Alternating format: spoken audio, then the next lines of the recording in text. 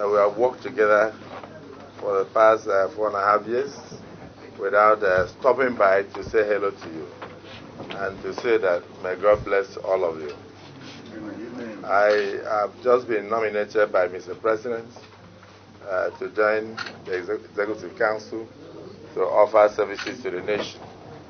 My colleagues honored me in line with our tradition, having been a minority leader, just to take a bow. So there was no way I could elaborate on any issue because it was just to take a bow and to leave.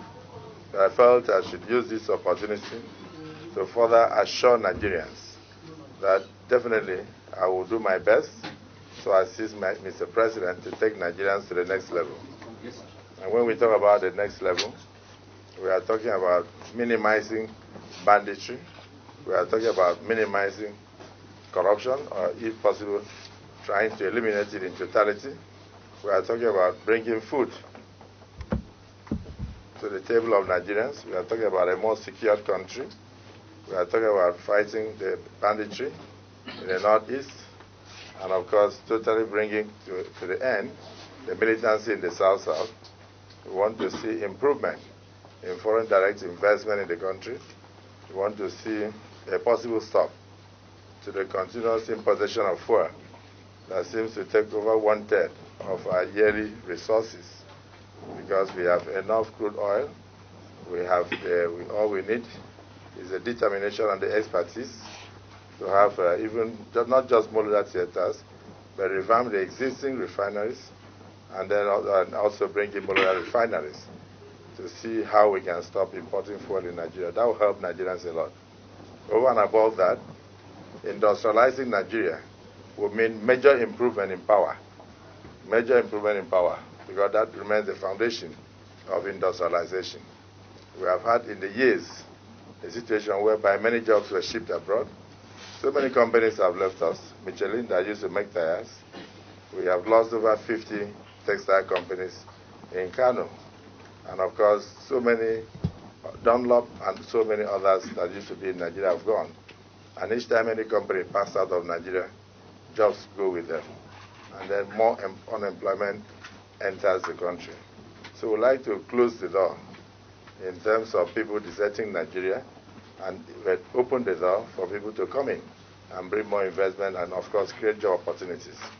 We have not in the past had the privilege or the opportunity to take a roll call, to do a major evaluation of the number of universities in the country and the output from those universities vis-a-vis the jobs that we create. As a member of the Federal Executive Council, I work with Mr. President to ensure that we work more on statistics, because a country that does not plan has planned to fail.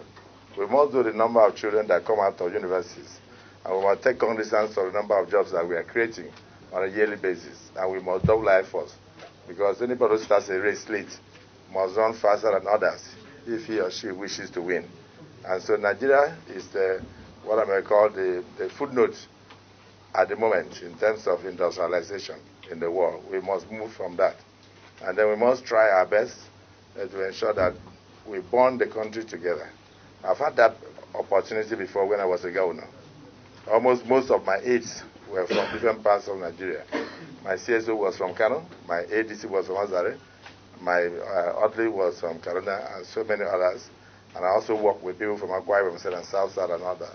When I had the privilege to declare free and compulsory education in Akwa Ibom as a governor and pay subvention per head in secondary schools and primary schools, I did that across the whole of this country, across the length and breadth of the state, irrespective of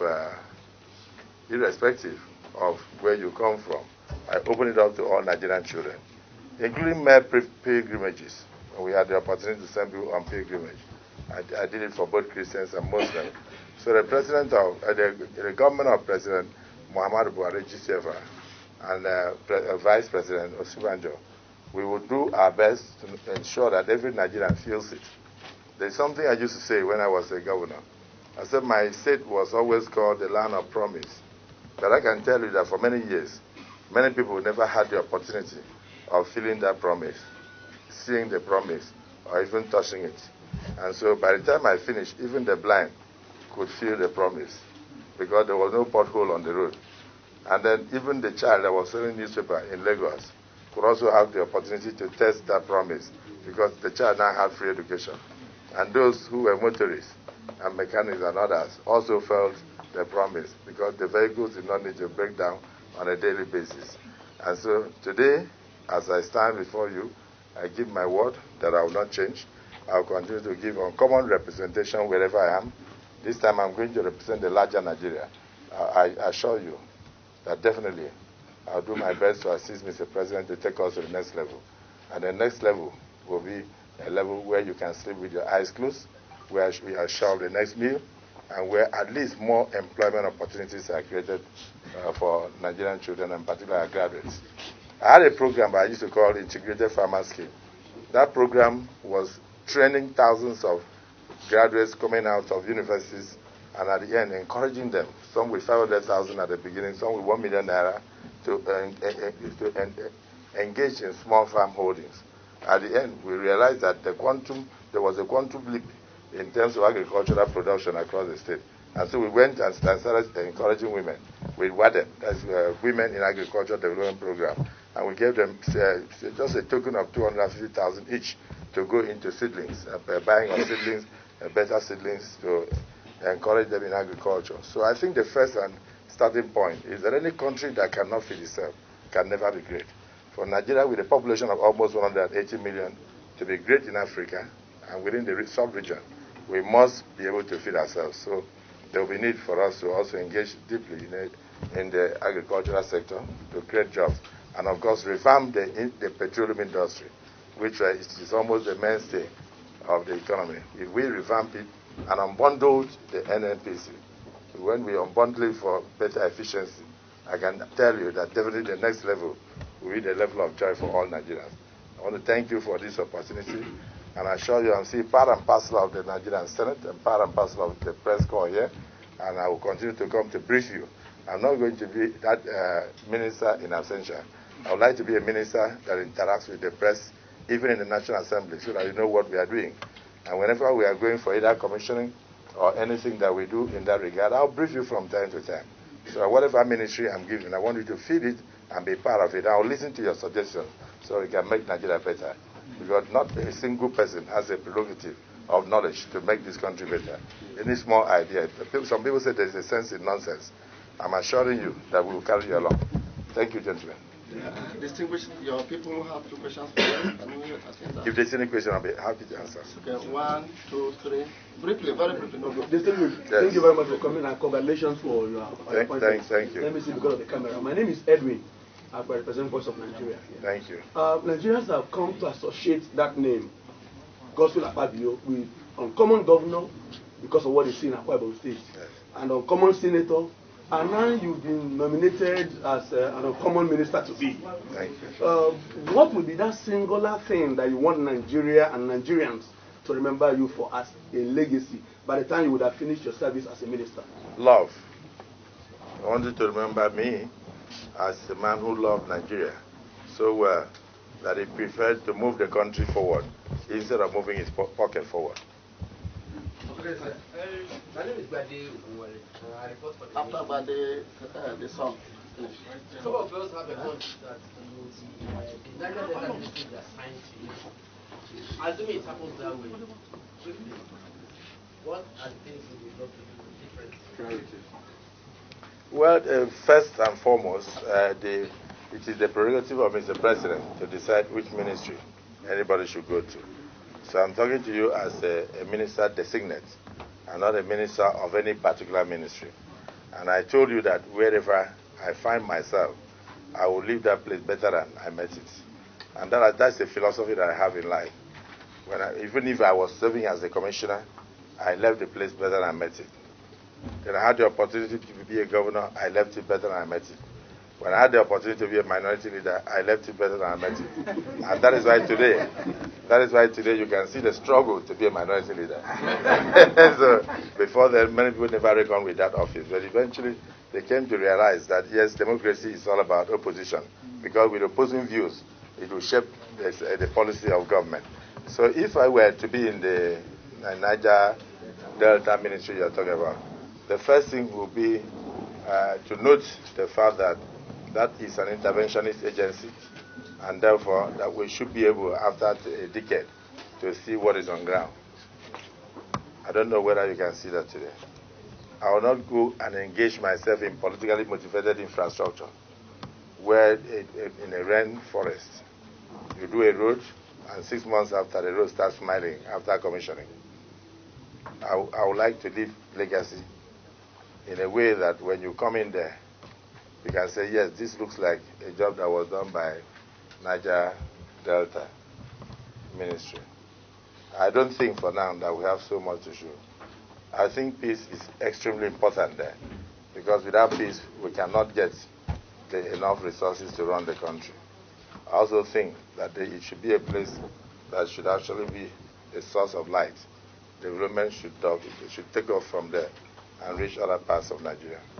But it doesn't matter the ministry. I know that I heard when my colleagues were asking some people questions, very leading questions. Some were touching on oil and gas and all that. When I was the governor, I had the opportunity to partner with a company from London, and I built the first gas processing plant in my state, in a place in a second.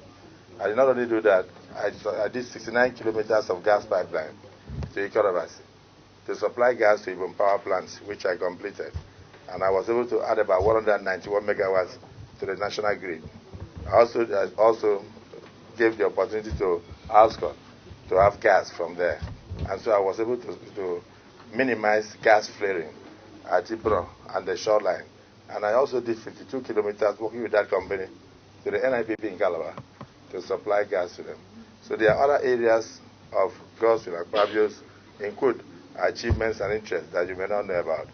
I'm a strong believer that the starting point of achievement in Nigeria is for us to unbundle the NNPC and for us to be sure that we can account for every crude oil that comes out from the soil, and for us to ensure that we remove what I may call cabal that had militated against being able to get the full resources.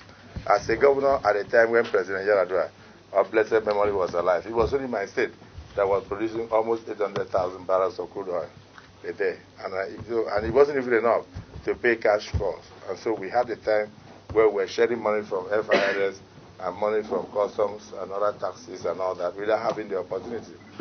We used to have zero allocation from the oil sector. That must stop. And I'm worried that Nigeria, so many years after, has 2.4 or 2.2 million barrels per day. And the population is increasing. It's not enough to feed every mouth. So if you look at it, you'll see that Libya, with just a population of 4 million people, produces up to 4 million barrels of crude oil a day. So sometimes people think that Nigeria is rich. We are not. When you compare the production to the number of mouths that we have to feed, you realize that there is something wrong. So if I have opportunity in an area that also turns towards gas or oil or anything at all, I think it's important that we think of bringing foreign direct investment and stopping capital flight, and also ensuring that we increase production to a level where the amount that comes in on a monthly basis will minimize the sufferings of Nigerians. So there are so many things that need to be done. Even in the area of environment, environment is a health. You know, a clean environment will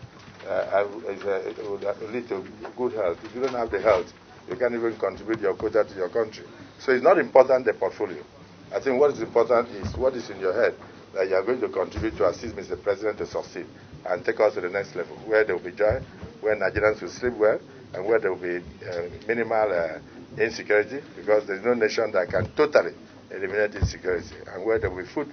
And of course, most importantly, we do not produce educated criminals, where a lot of people with master's degrees go into Yahoo or go on the streets begging for food. We'd like to see a lot of them getting employed. If they don't get employed, they've not started. Because otherwise, you have sophisticated criminals around you. That's the simple truth. You have to create employment opportunities. That suggestion must be made. If you have something in your head, even as a journalist, you don't have to be a minister to bring it on the table for the president to use. And he's a listening president. He's quite prepared, together with the vice president, who is quite erudite. Both of them are prepared and committed to changing Nigeria. And that is why I'm happy to belong. Final question, please. Yeah, final question. Distinguished, my name is Okay, final question, please. You have a case at the tribunal. Yes. Which means if it goes your way, you become a senator elect. Yes. With your appointment or nomination, what happens to that? I think officially and practically, it is not the individual that contests election. It is the party that contests election. That's the way Nigeria has been. And so the case that is in court, that is in the tribunal, if it goes well, even the PDP will have an additional senator from the APC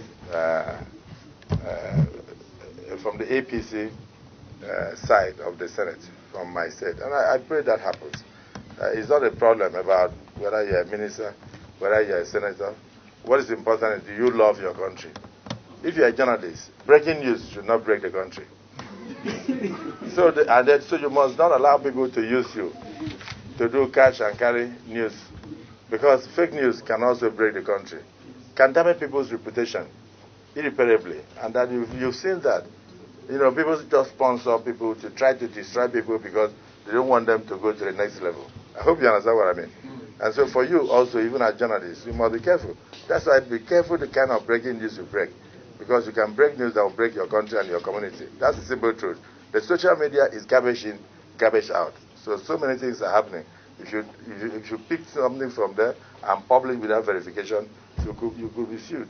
You could be like you fall foul of libel and all that. So yes, indeed, we will be very glad to win as many cases as possible in the tribunal in Akwa Ibom State, because of course thousands of my people actually love Mr. President and the Vice President, and they love the APC government, and they are determined not to go back to those days of the PDP. Let me tell you, even as a one-time chieftain of the PDP, I wasn't totally satisfied with what we were doing, to be very honest with you. And so when you have a man of integrity coming in with a serious integrity, not the one you speak with your mouth, in everything about him, and with serious commitment, I believe that we should encourage such a person. So we shouldn't be in a hurry to think of bringing back people who are only interested in appointments, or people who are interested in moving their pockets forward, or people who will just gloss over matters of very serious corruption and all that. If you come to my state, even today, and then you ask a small child, how was the regime of Godswill Akpabio when he was a governor, the child will tell you that it was uncommon, totally uncommon, totally uncommon. And so you cannot do that kind of quantum leap in development, even in terms of human capital development, even in terms of infrastructure, and also have money to go and buy houses in London, in Paris, everywhere. That's why I used to tell people, whether they believe me or not, that I happen to be the only former governor in Nigeria that had no single foreign account. And I challenge anybody to dispute that. I'm the only former governor in Nigeria without a house in London, without a house in the United States, without a house in Dubai. But you won't believe that. The truth of the matter is that I don't even believe in traveling to America. 16 hours is too much. So one of my elder statesmen died after coming down at the Abuja airport here, of blood clots, 16 hours. So some of these countries do not really know that we are not interested in running there. We want to make our country better, because this is better for us. I look forward to hearing good news from tribunals across Nigeria, so that the APC can, stay stronger to deliver the dividends of democracy to Nigerians. Thank you very much. I thank you. I thank you.